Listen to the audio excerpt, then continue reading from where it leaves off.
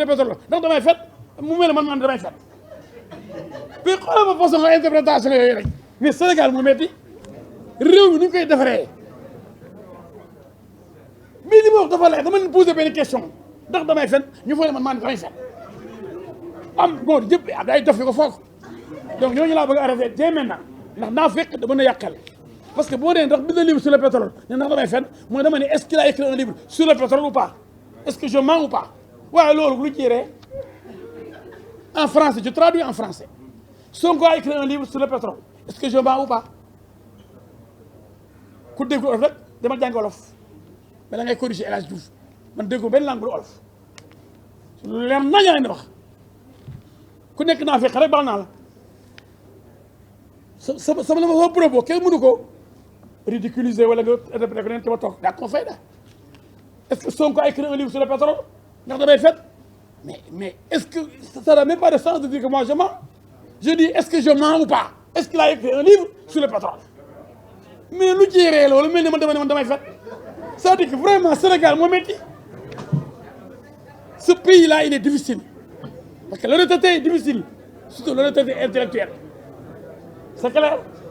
tout le monde sait qu'il a écrit un livre donc sur le pétrole donc je ne mens pas ce livre-là a été commandité par des étrangers donc Sonko est un mercenaire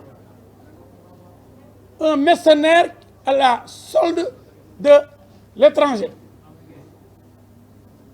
Non, il y a les djihadistes, il y a les Américains, il y a les Soviétiques. Lui, il aime l'argent, il mange dans tous les râteliers. Il est partout, Sonko. Finalement, il demande des cotisations. Némé Coutour, cotisation à Ziguinchor. Il aime l'argent et il est fainéant. Sénégalais, bu leen wax ne man dama bañ Sonko bañu ma ko de bàyyi leen naan dama acharné wu ci moom de dafa bëri ay pexe ci pexe yëpp day taal Sénégal kon chaque fois mu génne ay pexe man dinaa tontu yee leen leeral leen ma ni la CEDEAO a pris de bonnes mesures pour que la junte militaire organise rapidement des élections démocratiques. On lui avait donné 18 mois et l'élection présidentielle devait se tenir au mois de février. Maintenant, la junte militaire demande 5 ans. 5 ans, c'est un mandat. Et ceux qui manifestent là veulent qu'on laisse les militaires là faire ce qu'ils veulent. Donc, où serait la CEDEAO et ces textes? Le règle, je voulais parler de ça sur la situation internationale. Ma gis ay nit ñu yóbbu leen ay place de l'Obélisque ñu taxaw fa nan dañuy jàppale Mali lu ko dal militaires yi ñoo ko teg te dañoo bëgg loolu ko dal jeex ñu tànn ñi leen neex militaires yi bu ñu bëggee nañ def candidat ATT demoon na ba ñëwaat nekk candidat ñu wóolu ko fal ko mais jël say fetal teg ni maa ngi toog juróomi at di faax toog ay ndaa fekk nekk Sénégal naan bu la kenn wax dara bàyyi leen naa fekk bàyyi leen seytaane mooy comme affaire góor jigéen yi rek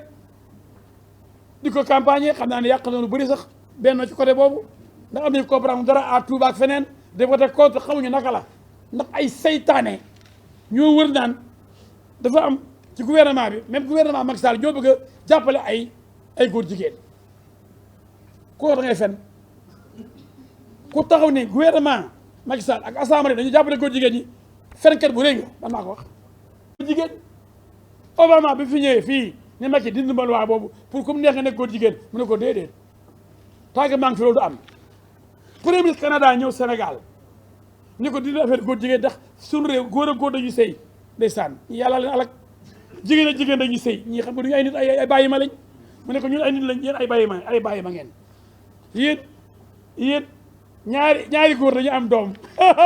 ñaari góor am doom ñaari jigéen di am nañ doom waaye ñi ko ñu yàpp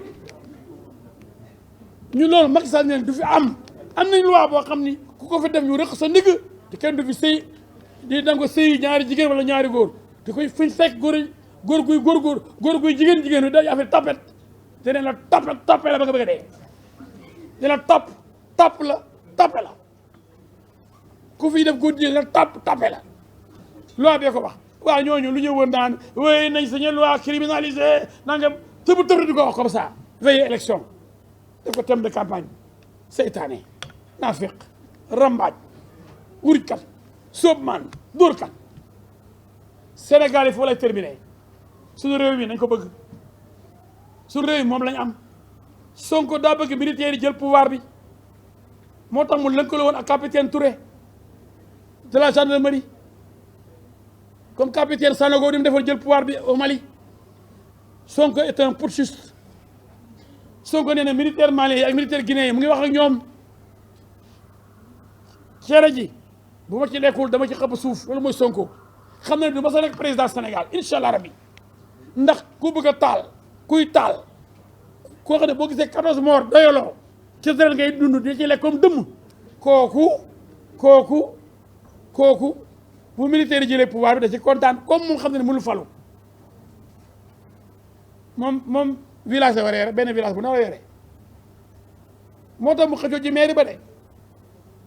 man mii laaj présidentielle dégg naa benn village bu ne oui amul représentativité moo tax demul élection locale mais kii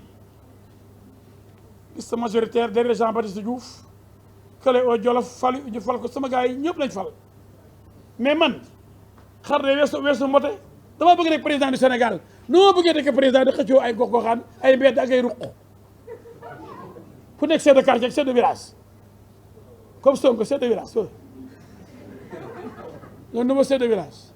yow nga bëgg a laaj réew mi di xëccoo ak chef de village waaye xam nga ni da ngay xam ne nga bëgg xar day weesu mbote nekk naa maire ba astafurlah nekk naa ministre nekk député nekk avocat international macha allah nekk yaakaari Sénégal nekk l'homme du 23 juin lu may dox di xëccoo réew lu des ci man lu may yore Sénégal ci jàmm ci xéewal ci bëgg ko ci jàppale ko taxawu ko ba Sénégal jëm kanam xale yi am liggéey jigéen ñi am ci luy jàpp mag ñi mën noppali ko am alal yoo xam ne bi nga a dee Sénégal naat Sénégal jëm kanam je vous remercie. S'il y a des questions je réponds je suis pas comme l'autre là. Des résultats des élections à Dakar. Dakar n'a pas été gagné par le président aux dernières élections territoriales de 2014. Sa coalition a tout fait pour reprendre Dakar, récupérer Dakar des mains de Taxawu Dakar, devenu Yewwi, mais sa coalition a échoué. Mais sa coalition a gagné ailleurs, partout ailleurs presque. Alors, le Premier ministre, il appartient exclusivement au chef de l'État de le désigner, de le choisir en toute connaissance de cause. Il a ce qu'on appelle, il a